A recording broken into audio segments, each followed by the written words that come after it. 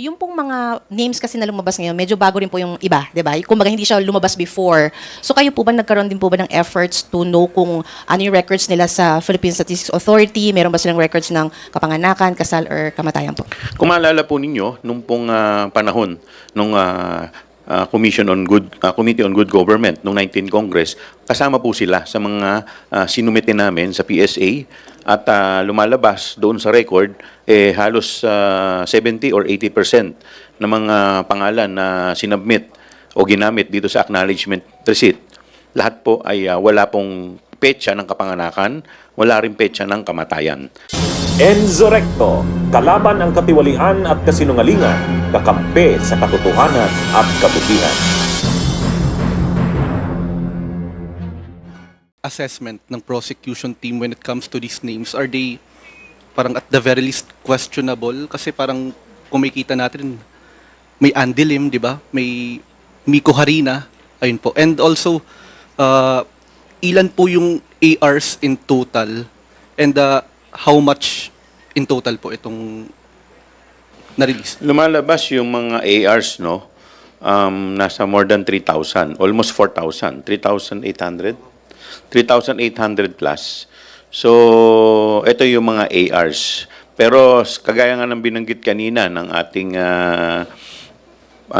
counsel for the prosecution, si Attorney Lorna Kapunan, na isa-summarize na lang nila. Ang ginamit na lang yung summary at ilan lamang ang kanilang nilabas dahil it will take time. Kung isipin mo, could you imagine kung kada isang acknowledgement receipt ay ilalantad pa. Anyway, yung iba naman, insofar as the other acknowledgement receipts are concerned, yung for the first quarter, second quarter, and third quarter of 2023, ito naman ay in-stipulate na. Ibig sabihin, hindi na kailangan ipresenta dahil common exhibit na. Ang pinag-uusapan na lamang ngayon, o kailangan na lang ipresenta at patunayan, yung more than 800 na acknowledgement receipt para sa December 2022. Dag ko lang yun yung acknowledgement receipt na sinasabi, no? With dun sa last quarter of 2022, merong 25,606 worth of acknowledgement receipts na hindi sakop doon sa coverage ng last quarter. Ibig sabihin, ang date na lumabas ay 2023, January of 2023. January 2023. A worth of 25,606 na acknowledgement receipts na ang kanyang petsa ay outside doon sa petsa na covered noong last quarter of 2022. Merong 3,200,000 na undated. Ito yung mga acknowledgement receipts, wala silang naka-specify na date, petsa, no? Oo. So yung blanco, na yun yung naging observation nila, no, na nag-trigger doon sa notice of suspension.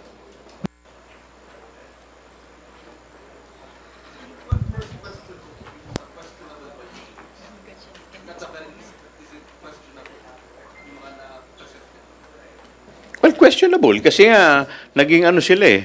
Kaya nga sila inisyuhan ng audit observation memo at ito naman ay hindi naman nila na-justify kaya ang sumunod na notice of suspension. So hindi pa sinasabi yung notice of disallowance na susunod. Magandang hapon po, Isa Umali from DZBB. I-follow up ko lang din po yung question ni Kenneth. Yung pong mga names kasi na lumabas ngayon, medyo bago rin po yung iba, di ba? Kumbaga hindi siya lumabas before.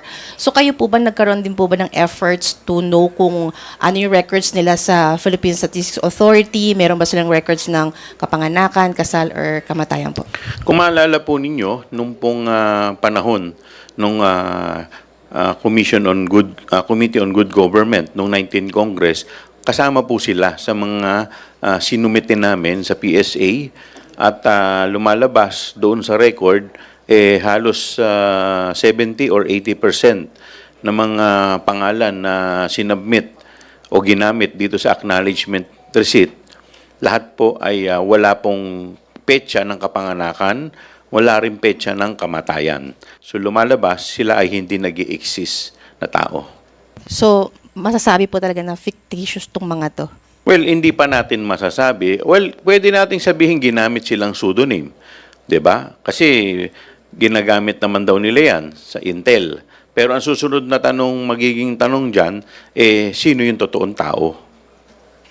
Opo. And Alam ko yung pseudonyms, no, kasi during the hearing ni Chairman Joel, sinabi naman talaga at na doon sa joint circular, kung di ako nagkakamali, even if gagamit kayo ng pseudonym to protect the identity of your informant or your asset, ang COA dapat alam nila yung tunay na pangalan nung taong gumagamit ng Miko Harina o yung taong gumagamit ng Andilim or yung taong gumagamit na Soap Liwanag, Mr. Liwanag. Halimbawa lang kung mayroong Mr. Liwanag. I mean, these are things that should not be hidden from ICFAO because sila mismo sa kanilang joint circular, it has to be strictly compliant with the joint circular kung lahat ng mga documents that would prove that the utilization of these funds are perfectly well and rightly so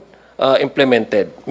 Implemented meaning those people who have received these funds or these amounts are real people, though they may seem to hide in pseudonym for the purpose of protecting their identity, pero not to keep this hidden from ICFAO. Ganito po yan. Meron po mga pseudonym na ginamit. Pero yung mga pangalan po na counterpart nito or yung mga identity, yung true identity, dapat po nakalagay yan sa isang sealed envelope. At sa likod ng sealed envelope, may nakalagay confidential. At itong sealed envelope na to, dapat ito nakatago sa vault ng SDO. So kung meron man po itong masasabi natin na true identity, dapat nung hiningi na sa kanila nung COA, ICPAO, dapat sinumiti na nila ito kung na-question yung identity. And second question na lang po, yung susunod po na isasalang sa witness stand, taga-COA din po, ina-expect nyo po ba na mas mapapalalim pa itong issue po doon sa mga acknowledgement receipts? Meron pang, kumbaga, aasahan na iba pang mga names na susulpot? Well, ayoko naman pangunahan kung anong magiging testigo noon. Pero kung makikita po ninyo kanina, sinabi po ng testigo natin, kasi siya yung previous na state auditor na nag-handle nito. Pero yung kanyang handling ay hanggang notice of suspension. So wala na siya doon sa notice of disallowance at saka di po ba umapila sila sa notice of disallowance. So nagkaroon na ng final ruling ang COA. So wala na po siya noon. So siguro yun po yung mga susunod na magiging salaysay nung susunod na testigo. Well, dadagdagan ko lang sinabi ni Kong Joel. Yung 845 acknowledgement receipts ay base lang doon sa last quarter of 2022. Ngayon, hindi pa natin napag-uusapan yung first quarter of 2023 up to the third quarter of 2023. There's a possibility na may papresenta ang prosecution ng mga pangalan ng mga ARs din. The 845 acknowledgement receipts are just the acknowledgement receipts submitted to ICFAO that covers the last quarter of 2022. So we have yet to discuss about the first quarter and the second quarter and the third quarter. OVP lang yan. Wala pa yung Department of Education. So medyo marami pa po tayong ine-expect na mga acknowledgement receipts na mukhang pareho yung magiging observation ng mga susunod na mga witnesses from COA. Bunyog, bunyog, halikan na kasama ka. Bunyog, kapag buklod ay may pag-asa. Luzon, Visayas, Mindanao, isa ang pananaw. Sa bagong Pilipinas ang bunyog isisigaw.